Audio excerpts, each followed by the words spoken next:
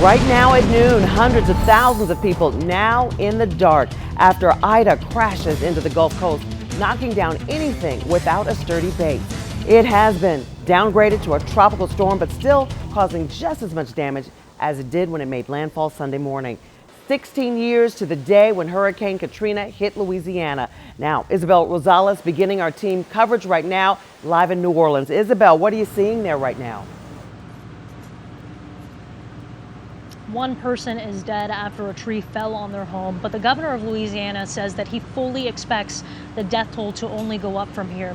In the hardest hit areas of Louisiana, there's 900 search and rescue personnel working around the clock now to get help to those who need it the most, plus the Louisiana National Guard. Here in New Orleans, the most widespread impact that we're seeing is a total power outage. Hurricane Ida carving a path of devastation across Louisiana. I don't think that there could have been a worse path for this storm. It's going to have some significant impacts. Destroying homes and businesses. Oh my God! Knocking out power in cell towers. We have system failures in Upper Jefferson with no water, no electricity, no communication. Stranding many who stayed behind. Seems like there's hundreds, possibly more people, trapped in their houses. So it's going to be a pretty bad scene. As the weakening storm continues to churn inland, heavy rainfall, taxed drainage systems, and overwhelmed levees threaten more flooding. That intense rainfall, that's going to create a lot of urban flooding across many of the jurisdictions, New Orleans, Baton Rouge, and all of the different localities in between.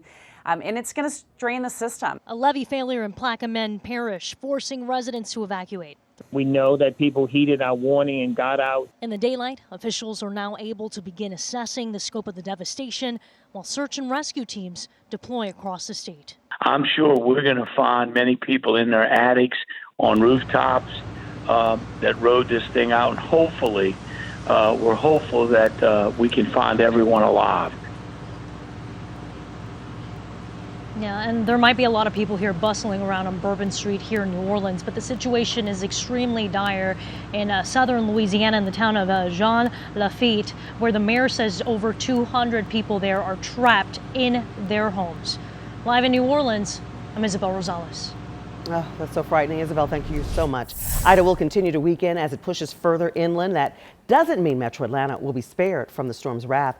Arella Dorsey pinpointing right now when we could see heavy rain and wind here and even some isolated tornadoes. Yeah, that's all going to happen tomorrow, Karen. So we're in the clear for today, but then tonight and tomorrow is when we'll start to see the inner bands of rainfall from Tropical Storm Ida. Right now, sustained winds are 40 miles per hour, so it is still a tropical storm. The center of the storm working its way through Mississippi, but you can see it's lopsided on the eastern side.